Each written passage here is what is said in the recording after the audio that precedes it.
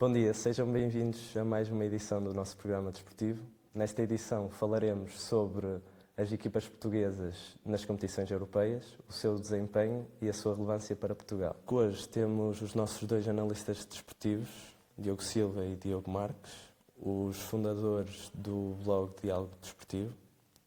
Diogo Silva, a minha primeira pergunta é para ti.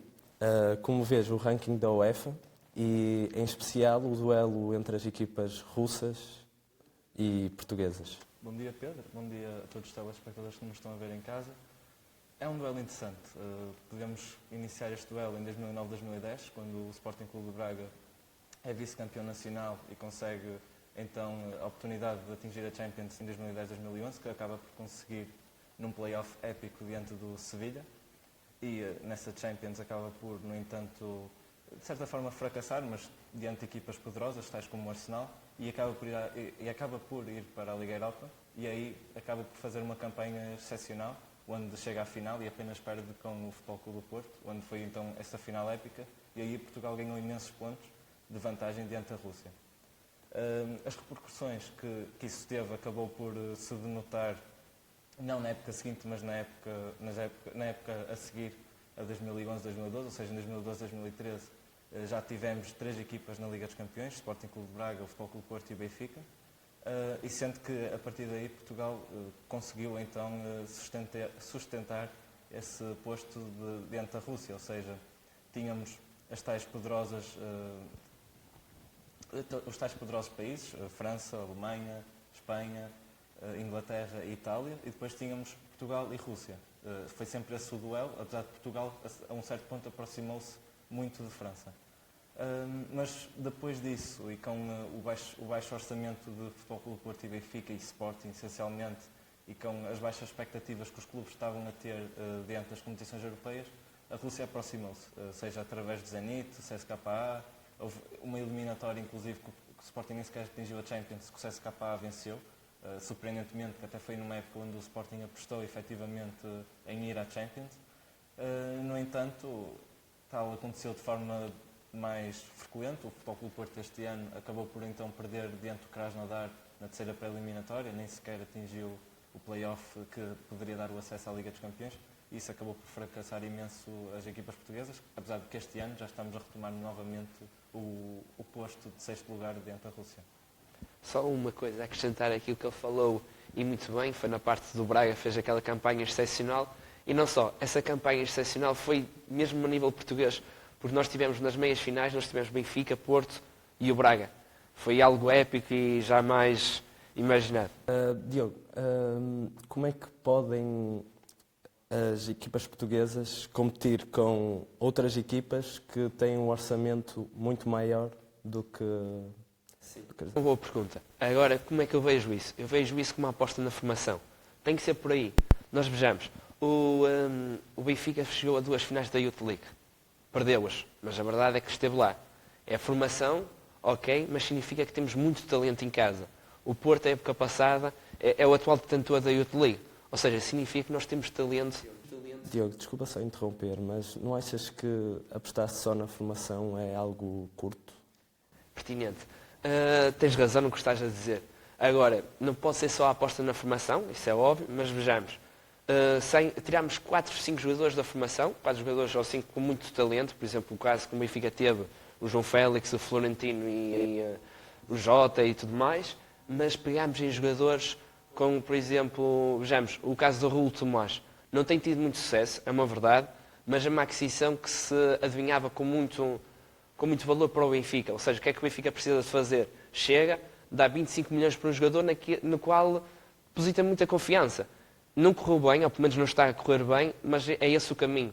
É apostar 1 ou 2 jogadores, por exemplo, apostou no Raul, tal como eu já disse, mas o Raul é uma posição que, segundo Luís Filipe Vieira, é uma posição que não sai no Seixal, que é a posição de ponta de lança. Ora, muito bem, se no Seixal não sai essa posição, vamos ao mercado, apostamos tudo nesse jogador, ou em vez estamos a comprar 5, 6 jogadores, ou seja, o que for, daqueles jogadores do dito do caminhão, que bem para acrescentar pouco. É preferível apostar na formação e aguentar os valores. João Félix foi a aposta, mas João Félix tem que ser mantido, tem que se lhe dar melhores condições salariais, tem que se lhe dar mais confiança a nível de prémios e tudo mais, tem-se manter esses jogadores e depois sim comprar um ou outro jogador que vai E acrescentar. se me permites interromper, isto também torna-se um ciclo bastante interessante para a seleção nacional. Vejamos, o Benfica tem apostado bastante na formação, em certas posições, e nessas posições tem tido largo sucesso. Vejamos, por exemplo, a posição de defesa central, Ferro e Ruben, são centrais que agora estão a subir a pique no patamar de topo europeu.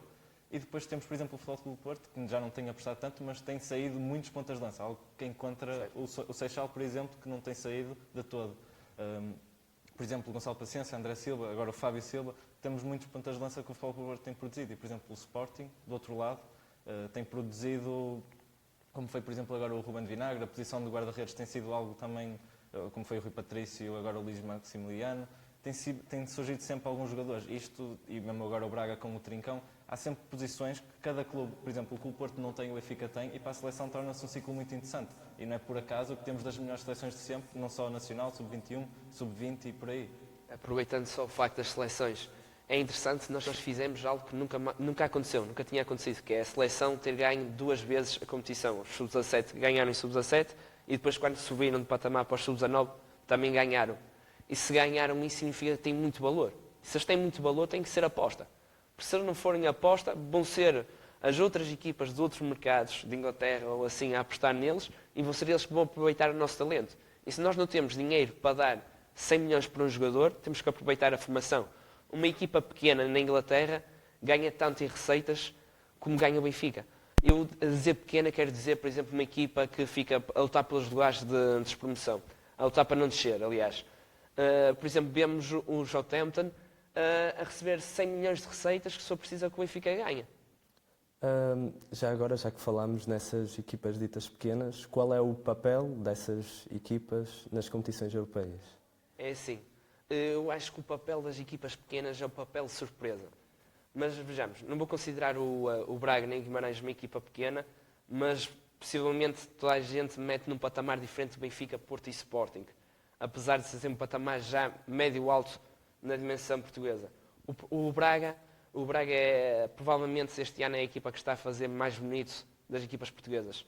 Praticamente já tem o apuramento garantido. Basta um pontito, se calhar, e se calhar nem o pontito vai ser necessário, e já lá está. O Vitória de Guimarães está num grupo extremamente complicado, conseguiu um empate frente a um Arsenal, que é uma equipa de topo europeu, só tem um ponto... Vice-campeão da Liga Europa. Certo. Só tem um ponto, mas está a dignificar Portugal. Já Benfica, Porto, estão com mais dificuldades e é pena porque era importante mesmo o Benfica, que está no grupo com o Zenit, era importante o Benfica superiorizar-se à equipa russa. O Porto está muito aquém das expectativas, mas ainda assim tem possibilidades de passar, tal como o Benfica tem, embora seja complicado. Mas voltando à tua questão, o papel tem que ser o papel surpresa, porque dificilmente já é uma surpresa essas equipas pequenas irem à Liga Europa. Normalmente é sempre pela Taça de Portugal. Ganham a Taça de Portugal e aí conseguem se qualificar para a Liga Europa. Raros são os casos em que, por exemplo, vemos um Arouca, e isso aconteceu, mas é raro ver um Arouca, por exemplo, a subir, estar acima de um Braga ou de Guimarães. Quase sempre Braga e Guimarães estão no quarto e quinto lugar e então têm a vaga europeia. Mas é preciso ter cuidado nisto, porque, como vemos, o Moreirense, a época passada, estava a lutar para ir à Liga Europa e o Moreirense chegou, o presidente, e disse assim: nós não vamos à Liga Europa. Não vamos porquê? Toda a gente questionou se era a melhor solução ou não, mas se calhar faz algum sentido. Porque, por exemplo, o Arouca foi à Liga Europa e fez bonito, quase que arrumava o Olympiacos, ou pelo menos esteve lá perto, houve aquele suspense que podia acontecer, e agora vemos o Arouca onde é que está? Não vemos o Arouca na segunda Liga sequer. Ou seja, é preciso ter cuidado, porque para ir para a Liga Europa é preciso um investimento. É preciso um investimento de orçamento. E às vezes esse investimento de orçamento pode pôr em causa não só a época, se as coisas correm mal, como pôr o futuro do clube. E mais importante do que atacar uma época é o futuro do clube. Então, atualmente, cair para a Liga Europa pode ser uma pedra no caminho, tanto para a época corrente como na próxima. Concordas com esta... Sim, acaba por ser bastante verossímil essa frase, no sentido em que Falamos, por exemplo, do Futebol Clube do Porto, uma equipa que até está a fazer uma campanha bastante aquém da expectativa este ano, na Liga Europa, mas que perdeu muito ao não ir a uma Liga dos Campeões. O Futebol Clube do Porto é uma equipa, no ano passado, chegou às quartas de final de uma Liga dos Campeões, ou seja, falamos de uma equipa, tal como o Benfica, que tem, nas últimas épocas, sustentado essa posição na Europa de que está aqui para ficar, que está aqui para lutar diante dos tubarões, e ir a uma Liga Europa, especialmente numa época em que investiu tanto, 70 milhões, salvo erro, é efetivamente uma pedra no caminho. Vejamos, não tem nem de perto nem de longe o orçamento, ou as receitas que uma Champions dá, não tem nem de perto nem de longe aquilo que uma Liga Europa dá. Seja o vencedor, seja, vejamos, um quarto finalista não, quem atinge os quartos de final numa Liga dos Campeões ganha quase tanto ou mais que quem atinge a final da Liga Europa, o que diz bastante daquilo que é a Liga Europa e o que é a Liga dos Campeões, e a diferença para uma equipa grande como o Futebol Clube do Porto. Domingos Soares Oliveira, CEO reconhecido do Benfica, disse há dias que ou estamos na Champions ou estamos mortos. Concordas com esta afirmação, Sim, Diogo? muito bem pegado nessa questão. O Domingos Soares Oliveira, de facto, disse isso, e ele disse isso com toda a razão. Porquê? Entrar na Liga dos Campeões dá lá uma receita de 40 milhões. 40 milhões para a dimensão portuguesa é uma coisa louca. Esse valor tem que entrar nas contas da equipa portuguesa. Vamos ver assim nesta balança. Nós pomos aqui não receber os 40 milhões e depois segurar, por exemplo, o João Félix. O Benfica acabou por entrar na Liga dos Campeões e não segurar o João Félix, mas por outras razões. Mas isso aí pode ser um motivo, não receber os 40 milhões pode ser um motivo de ter que vender os jogadores X. Como, por exemplo, o Porto agora está a apostar no Fábio Silva. Está a apostar no Fábio Silva, e o Fábio Silva já está com um mediatismo um bocadinho elevado. Se o Fábio Silva começa a jogar mais, cada vez mais vai ganhar mais mediatismo. E o Porto, como não recebeu os 40 milhões da receita da Champions, provavelmente vai ter que o vender. Porque vai ter que ir buscar esse dinheiro vendendo os seus ativos. E é muito preferível. E peço desculpa interromper, e se não vende, por exemplo, um jogador jovem como o Fábio Silva, vai ser obrigado a vender um jogador que é quase fulcral no 11 inicial, como é o Otávio, como já está vindo a dizer-se nos últimos dias, que ele provavelmente irá sair em janeiro para o Schalke, por números até curtos, 20 milhões. Certo, Assim. mas o Otávio não terá aquele papel tão fundamental para crescer. Sim, de nível digamos de receita. assim, porque o potencial do Fábio Silva é um potencial muito elevado Claro. para a dimensão europeia. Mas é acerca disso mesmo, é preciso essas receitas para priorizar os ativos que se tem e manter uma equipa firme e apenas atacar uma outra posição. Sim, apenas queria salientar no sentido que gera consequências, sejam vender um Fábio Silva ou vender um Otávio. O Otávio, mesmo não sendo um ativo muito valorizado, é um ativo importante neste momento na equipa do Futebol Clube do Porto. É titular, joga sempre, ou quase sempre, vejamos, e acaba por ser neste momento para o Porto bastante amargo vender um jogador daquela natureza por tão pouco dinheiro. E atenção que, para além do Otávio, pode sair mais um ou outro, que Claro. as contas estão complicadas. Não quis estar a interromper, como estava em discussão, mas acham que um português, que sonha ganhar a Champions, tem que emigrar? É assim, neste momento, tem que emigrar. Mas cabe aos clubes portugueses dar-lhes condições para acreditar que é possível. Porque se nós nunca demos esse passo, nunca vamos conseguir. Tem que ser dado esse passo. Já vimos o Bernardo Silva ir para fora, já vimos o João Cancelo ir para fora, o Félix foi agora para fora porque provavelmente quer ser uma estrela, mas nós temos que lhe dar condições. O Porto tem agora o Fábio Silva, tem que lhe dar condições. Fábio, nós aqui damos-te as mesmas condições que lá fora te vão dar, nós aqui prometemos, vamos dar uma equipa que te pode fazer sonhar com ganhar a Liga dos Campeões. Ou pelo menos chegar lá acima, estar, por exemplo, disputar os quartos finais, disputar umas meias finais. Nós fomos sempre arrumados, nem sequer chegar aos oitavos finais, nunca vamos dar essa motivação aos jogadores. E então eles provavelmente vão procurar ir lá para fora, porque é inevitável. Tanto eu, tanto como o Diogo, quase certeza, como jogadores de futebol, teríamos o sonho de chegar lá acima, de disputar uma Champions. É certo, parece utópico, mas um dirigente de um clube que quer efetivamente ter esse projeto e essencialmente segurar esse tipo de jogadores de calibre, também como foi o João Félix, o Bernardo Silva e agora o Fábio Silva, tem que dar essa ideia ao jogador, sustentada naturalmente com um salário avolumado, é natural. Um jogador não pode querer ficar num clube do tamanho do Futebol Clube do Porto, com tubarões de ainda maior nome, oferecer-lhe mais. Obviamente que o Porto tem que efetivamente dar-lhe um bom salário, mas tem que também, cabe aos dirigentes também, e ao treinador naturalmente, de dar aquela ideia que tu vais ficar aqui, vais ser titular, vamos-te valorizar, mas tu vais ficar aqui para ganhar uma Champions. E a partir daí acho que é essencial, se uma equipa portuguesa e se um jogador português quer ganhar a Champions, tem que ter essa ideia e esse mindset. Tem então só uma última pergunta sobre um tema que ainda não falámos, que é: qual é a vossa opinião sobre o novo possível formato da Superliga Europeia e que consequências é que pode trazer isso para Portugal? É assim, na minha opinião, isso é muito negativo. Negativo porquê? Negativo tendo em conta a realidade portuguesa.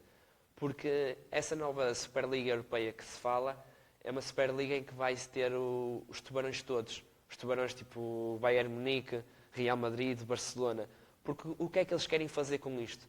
Eles querem ganhar mais mediatismo, mais tipo nível de marketing, com mais jogos, por exemplo, Barcelona, Real Madrid, haverem 4 ou 5 jogos por época. E isto aqui, em nível de receitas, é estupendo. É estupendo. Mas para Portugal, será que se quer o Benfica e o Porto, que são os clubes com melhor no ranking, será que o Benfica e o Porto, se calhar, têm lugar na Superliga Europeia? Talvez não. Se tiverem, vão ser só eles dois. O Sporting, de certeza que não tem, porque não tem conseguido chegar lá a nível de ranking, está ainda muito abaixo. O Braga, o Vitória, não vou ter hipóteses, claramente. Mas que aí surge uma coisa que é interessante para a Vitória e para a Braga, que é a dita Terceira Liga Europeia, que também se fala que vai ser criada. E aí pode ser interessante, que eles podem até chegar longe e mesmo conquistá-la. Agora, o valor que a Terceira Liga Europeia vai ter, eu penso que seja um bocado redutor, essa Terceira Liga Europeia. E falar só mais uma coisa importante, já que se fala nestes novos formatos. Tem-se falado nos últimos dias que a Holanda e a Bélgica se querem unir. Querem fazer uma fusão. Tal como já se falou que Portugal e Espanha podiam fazer, apesar dessa ideia ter desaparecido logo. Mas se a Holanda e a Bélgica se unem, pode ser complicado para Portugal, porque Portugal já luta contra a Rússia. E lutar agora contra a Holanda e a Bélgica, que são as ligas que estão logo abaixo de Portugal, pode ser complicado. E vejamos, a Holanda tem crescimento. Não é por acaso que o Ajax no ano passado chegou às meias finais da Champions e só a Holanda já é difícil. Vejamos, se fosse com a Holanda, porque eu estou a perspectivar que a Holanda dentro de uns 3, 4, 5 anos vai competir com Rússia e Portugal, porque o crescimento tem sido sustentado e bastante efetivo. Agora, se juntarem-se, ainda se torna mais perigoso para Portugal. A Bélgica que até tem estado um bocadinho mais abaixo aqui nas expectativas, mas a função podia fazer com que subisse de patamar. Terminamos assim mais uma edição do nosso programa desportivo. Agradecer só aos nossos 2 analistas, Diogo Silva e Diogo Marques, os 2 membros do Diálogo Desportivo, para seguir nas redes sociais. Muito obrigado e um bom dia.